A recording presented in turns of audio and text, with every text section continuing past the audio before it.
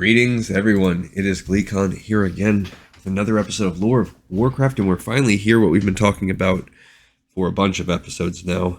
We're on to our next novel in our novel series. This is part of the Blizzard Legends.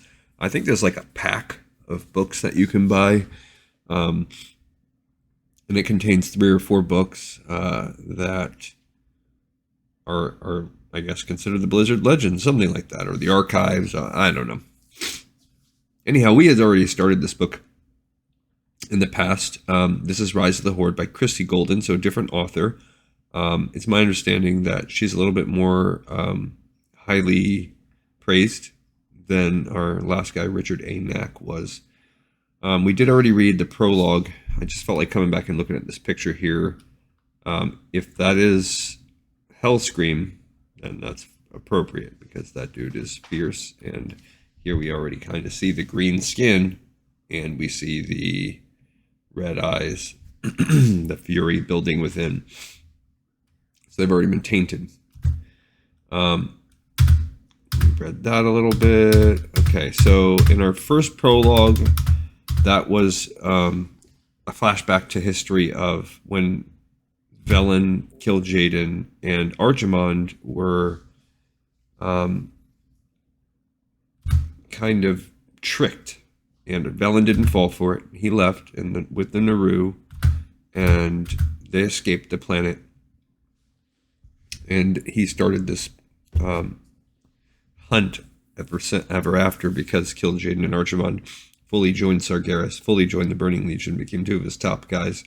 And in Chronicles, we recently left off with the draenei now have basically been fully defeated. We will not see them for quite some time, not until Warcraft, probably until World of Warcraft, the Burning Crusade expansion. We're not going to hear hardly anything about them because they're stranded on a gross, devastated Draenor. Now, we actually already read chapter 1, and after doing that, I realized, hey, we are way ahead of where we should have been, because at that point in time, we're still 10,000 years in the past. Now, this is appropriate. But what we read in our first chapter here was the story of how Durotan and Orgrim met as youth, and they ended up having like a friendly rivalry, and not even like a bad rivalry, and they competed and played with each other, and they established a friendship, an inter-clan friendship, which was rare for the time, if not completely unheard of, and it was condoned by their shaman. All right, so stay a while and listen to chapter 2 here. If I was going to guess, I would say, actually, let's just go ahead and take a peek right now.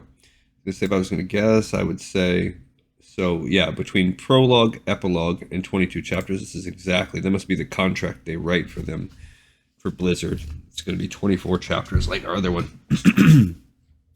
And this is really the 3rd one. So this is going to take us a little while.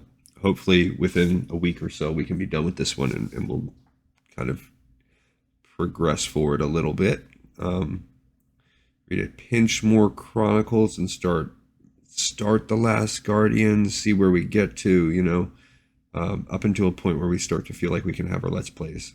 So all of those things, I'm really hoping 3 weeks tops, and that's with 2 novels to read if we end up having to read the whole thing, that we can be at our Let's Plays. All right, here we go, chapter 2. Stay a while and listen. I remember when we first encountered the Tauren. I remember Cairn Bloodhoof's deep voice and calm face. I remember sitting on the ground in a tent that could be broken down and erected with startling speed and feeling oddly at home. We smoked pipes, shared food and drink, felt the drumming in our bones, and talked. The Taurens seemed to me bestial at first, but there was wisdom and humor in them, and by the time the first round of negotiations had been conducted, I knew that the Orcs had a rare ally in these half-bovine beings. So,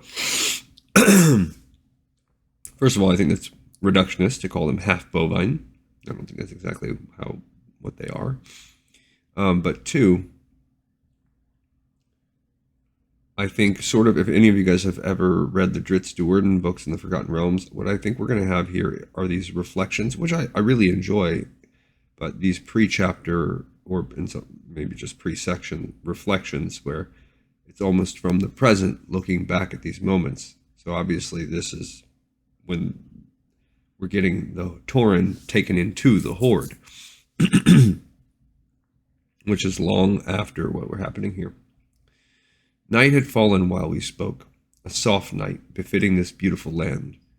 We left the tent and gazed up at stars too numerous to count, a sweet wind caressing our faces. I turned to Drekthar to ask for his wisdom.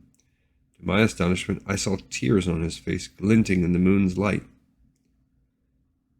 "This is how we used to be, my chieftain," he said in a broken voice. He lifted his arms and tilted his head back, calling the wind to embrace him and dry the tears on his strong green face. "Close to the earth, close to the spirits, strong in the hunt, gentle with the younglings, knowing our place in the world to be right and just, understanding the balance of taking and giving. The only magic that Tauren practices is the good, clean magic of the earth, and the land reflects that, the way Draenor once reflected our connection." I thought of the Tauren's request for aid in fighting their enemy, the vile, filthy centaur. "Yes, I feel for them. It will be good to be able to help them," I said. Drekthar laughed, turning his blind eyes to me and seeing me more clearly than anyone with sight could. "Oh, my young thrall," he said, chuckling still. "Do you not yet understand? They will help us." So even better yet, these are Thrall's memories, which makes a heck of a lot more sense considering Thrall is the first war chief, I believe. He's the important person that changes things. Not Durotan or Orgrimmar. He honors those two, but for reasons that will unfold, this certainly can't be them uniting with the Tauren. Durotan ran as fast as his powerful young legs could carry him. His breath came fast, and sweat dappled his reddish-brown skin, but he forced himself to keep going. It was summer, and his large, flat feet were bare. The grass was soft beneath him as he ran, and occasionally he would step on the bright purple blossom of Dasan flower. The scent from the bruised plant, traditionally cultivated for healing, wafted up like a blessing, inspiring him to run even farther, even faster. Now he was on the fringe of the Tarakar forest, pushing forward into its cool gray-green depths. He had to watch out for the twining roots of the elegant trees lest he trip over them, and his pace perforce slowed. Soft lights glowed in the green heart of this forest, and the calm it exuded was at sharp odds with Durotan's need for triumph. He increased his pace, leaping over fallen tree trunks covered with moss, ducking under low-slung branches with the grace of a talbuk. His black hair, long and thick and spilling all the way to the middle of his back, flew behind him. His lungs burned and his legs cried out for him to cease, but he ground his teeth and ignored the pleas from his body. He was a frost wolf, the heir to clan chieftaincy, and no Blackrock would possibly. So he's out there with his buddy. Also, if you remember from the lore that we read, this time they were not supposed to go to the Tarakar forest, and the one time they did, bad things happened. They had to be rescued by the draenei, but this created the time which I thought we would have to get to. But this is going to lead, I'm guessing, to the time they stay with the draenei and how they get a humanized version or vision of what they are. Durotan heard a fair approximation of a war cry behind him, and his heart sank. Orgrim's voice, like Durotan's, was still sinking toward the deep bellow that marked an adult male, but even Durotan had to admit it was already impressive. He willed his legs to pump even harder, but they felt as heavy and unmoving as if they had been carved of stone. He watched in dismay out of the corner of his eye as Orgrim came into his field of vision, and then with a final spurt of energy raced past him. The Blackrock orc extended his arm and lunged, managing to hit the tree trunk in the clearing that they had decided represented the goal of the race right before Durotan did. Orgrim kept going for several more strides as if his powerful legs, once put into motion, were reluctant to stop. Durotan's legs had no such problems, and the heir to the Frostwolf clan fell forward, barely catching himself. He lay face down in the cool, sweet-smelling, mossy earth, gasping for air, knowing he should sit up, knowing he should challenge Orgrim again, but too exhausted to do anything other than lie on the forest floor and recover. Beside him he heard Orgrim doing likewise, and then the other orc youth rolled over on his back and began to laugh. Durotan joined in. The birds and small animals that inhabited the Terrakar forest were silent as two orcs uttered sounds of mirth that Durotan thought, as his lips curled past his still-forming tusks, probably sounded more than a little like the fierce war cries that presaged a hunt. "Ha!" grunted Orgrim, sitting up and punching Durotan in a playful manner. "It is little effort to beat a stripling like you, Durotan." "You have so much muscle, your brain is starved," Durotan retorted. "Skill is as important as power, but the Blackrock clan wouldn't know about such things." There was no malice in their banter. Their clans had been troubled at first by the friendship between the two youths, but Durotan's stubborn argument that just because something had never been done before did not mean it could not be done amused and impressed the leaders of both clans. It helped that both the Frostwolves and the Blackrocks were both traditionally even-tempered orc clans. Had Durotan proposed such a friendship with a Warsong clan member, or a Bone Chewer, for example, known for their intense clan pride and distrust of others, the little flame of friendship would have died quickly. So the elders watched and waited for the novelty to fade and for each youth to return to his rightful place and keep the familiar order that had been established for as long as anyone could recall. They were disappointed. The frost of late winter had given way to spring, and now the full blowsy warmth of summer, and the friendship continued. Durotan knew that they were watched, but as long as no one interfered, he did not object. Durotan closed his eyes and let his fingers spread over the moss. The shaman said that all things had a life, a power, a spirit. They were deeply involved with the spirits of the elements, earth, air, fire, and water, and the spirit of the wilds, and claimed they could sense the life force in earth and even seemingly dead stone. All Durotan could feel was the cool, slightly moist sensation of moss and soil beneath his palms. The earth shuddered. His eyes snapped open. He bolted upright, his hand automatically going for the spiked club that he constantly carried. Orgrim preferred a heavy metal and wood hammer, the traditional weapon of the Blackrocks, and a simplified version of the legendary hammer that would one day come to him. The two boys exchanged glances. They did not need to speak to communicate. Was the thing that made the earth shake so an enormous cleft hoof, with its shaggy pelt that made magnificent blankets and rich red flesh that could feed almost the whole clan? Or was it something more dangerous? What did live in the Terrakar forest anyway? They had been here only once before. They got to their feet in unison, their small dark eyes peering into the now ominous-seeming dark corners of the close-growing trees, searching for whatever had made the noise. Boom! The earth shuddered again. Durotan's heart started to beat faster. If it was a small cleft hoof, maybe they could take it down together and share the spoils with both clans. He glanced over at Orgrim and saw the other's eyes gleam with excitement. Boom! Boom! Crash! Both youths gasped and then retreated as the noise came closer. A tree only a few yards away from them seemed to splinter before their eyes. The thing that had made the noise so casually dispatched an ancient tree, so casually, suddenly came into view. It was enormous. It carried a club as big as they were, and it was most definitely not a cleft hoof. And it had seen them. It opened its mouth and bellowed something that was vaguely intelligible, but Durotan wasn't about to waste time figuring out what it had said. Their thoughts as one, the two boys turned and fled. Now Durotan wished desperately that they had not decided to challenge one another to a race earlier, for his legs had not fully recovered. Yet still they moved when he asked it of them, the need for survival lending him energy. I remember now, it's an ogre. A crazed ogre or something like that. Oh, it's a Gron, even more, crazed Gron. How had they wandered so far into ogre territory, and where were the Gron? Okay, one or the other, but I think it's an ogre. Durotan imagined one of the ogre's masters forcing its way through the trees as the ogre had, towering over ordinary ogres as ogres towered over the orcs, even more hideous than an ogre, more of the earth than of flesh, and yet so terribly wrong, its one eye bloodshot and staring as it pointed at Durotan and Orgrim and directed the ogre toward it.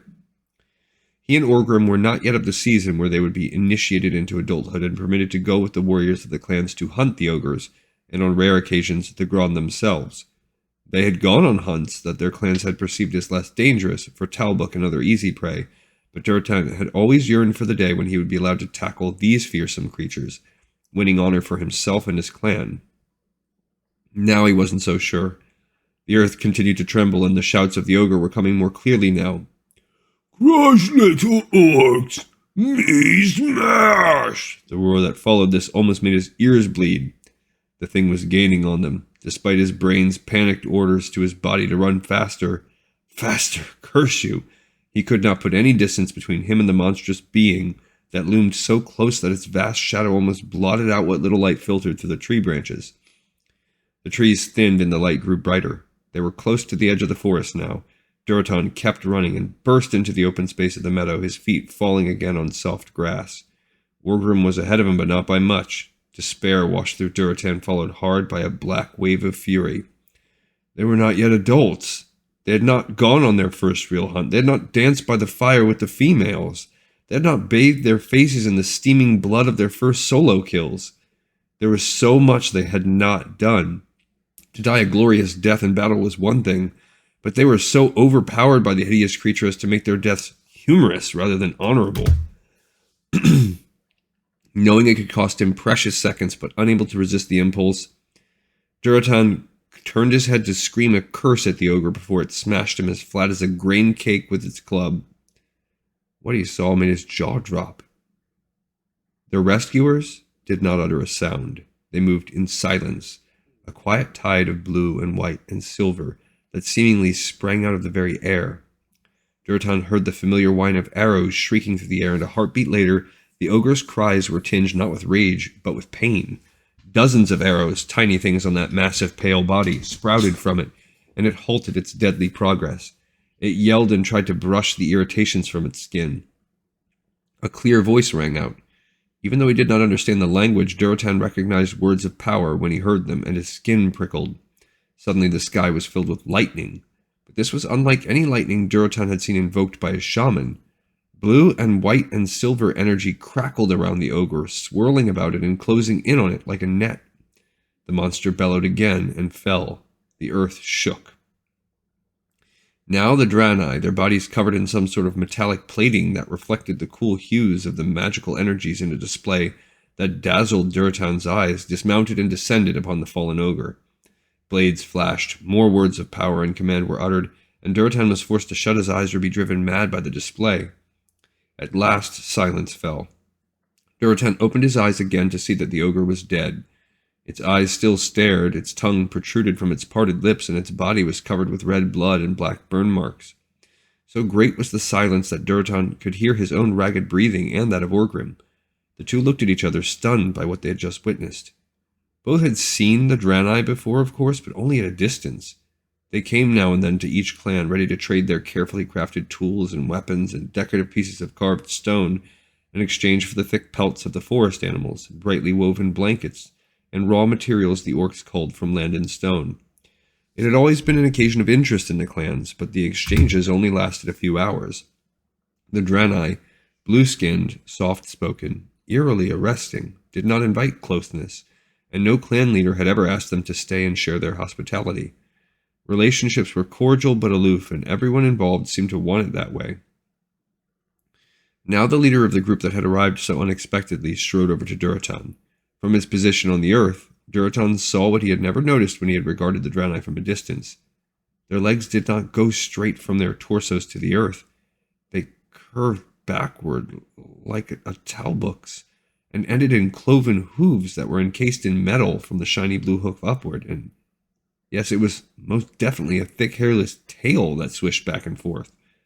Now their owner was bending over him, offering a strong blue hand.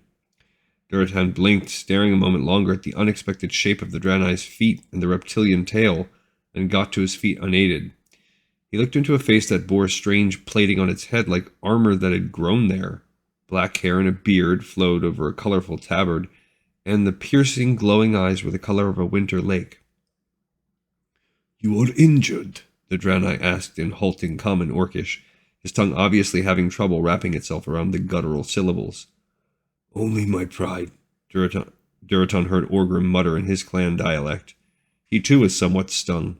The draenei had obviously saved both their lives, and he was grateful, of course, but they had seen two proud orc youths running from danger. Granted, that danger had been very real. One blow from that gigantic club would have squashed him and Orgrim into two small, crumpled piles, but still. The draenei may or may not have heard or understood Orgrim. Durotan thought he saw the lips curve in a smile. The draenei glanced skyward, and to his dismay, Durotan realized that the sun was low on the horizon. You two have wandered far from home, and the sun settles to sleep, he said. Which clan do you hail from? I am Durotan of the Frostwolf clan, and this is Orgrim of the Blackrock clan. The draenei looked startled. Two different clans. Were you challenging one another, that you wandered so far from your respective homes? Durotan and Orgrim exchanged glances. Yes and no, Durotan said. We are friends. The draenei's eyes widened. Friends? From two different clans? Orgrim nodded. Yes, he added somewhat defensively. It is not traditional, but it is not forbidden. The draenei nodded, but he still looked surprised. He regarded both of them for a moment, then turned to two of his companions and murmured something in his native tongue.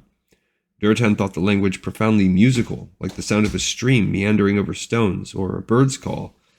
The other two draenei listened intently, then nodded. One took a water skin from his belt, drank deeply, and then began to run with a gait nearly as smooth and swift as a Talbuk's, heading southwest where the Frostwolf clans were. The second raced toward the east to the Blackrock clan. The draenei who had been speaking with them turned. They will notify your families that you are well and safe. You will return home tomorrow. In the meantime, I am happy to offer you the hospitality of the draenei.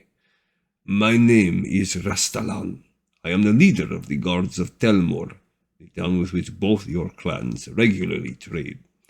I regret to say I do not remember either of you, but then the orc younglings seem a bit leery of us when we come to your territory. Orgrim bristled. I am afraid of no one and no thing.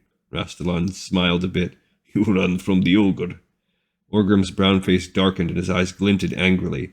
Durotan lowered his head slightly. As he had feared, Rastalan and the others had borne witness to their shame, and now they would be mocked. That, Rastalan continued calmly, as if he had not noticed the effect his words had had on the two, is wisdom. If you had not fled, we would be sending two corpses home to your families tomorrow, instead of two healthy, strong young orc youths. There is no shame in fear, Orgrim and Durotan, only in letting fear prevent you from doing the right thing. And in your case, running was definitely the right thing. So that line right there is no shame in fear, only in letting fear prevent you from doing the right thing, has been highlighted by 38 or 39 different people. That's a popular line. That must be like quoted on t-shirts on Etsy or something. There is no shame in fear, only in letting fear prevent you from doing the right thing. So, good job, author.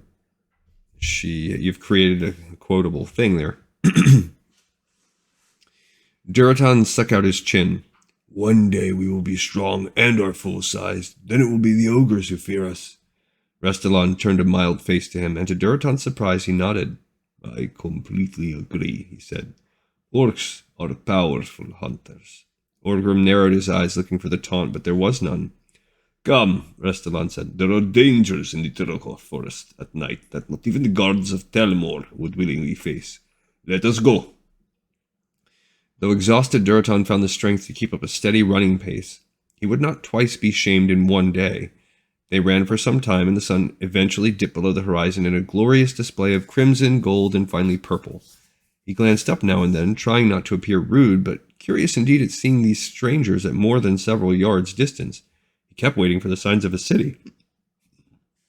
Roads made by countless feet traveling the same path, fire cairns lighting a path, the shadows of buildings against the darkening sky. He saw nothing, and as they continued, he felt a quick stab of fear. What if the draenei were not planning to help him and Orgrim after all? What if they were going to capture them, to hold them for ransom? What if they were going to do something worse, sacrifice them to some dark god? Or, here we are, Rastalan said. He dismounted and knelt on the ground, moving aside some leaves and pine needles. Orgrim and Durotan exchanged confused glances. They were still in the middle of a forest. No city, no roads, nothing at all. Both orcs gathered themselves. They were severely outnumbered, but they would not die without a fight. Still kneeling on the pine needle carpet, Restylon uncovered a beautiful green crystal. It had been carefully hidden beneath the everyday detritus of the forest. Durotan stared enraptured at the beauty of the thing. It would fit into the palm of his hand, and he ached to touch it, to feel that smoothness, that strange pulsing against his skin.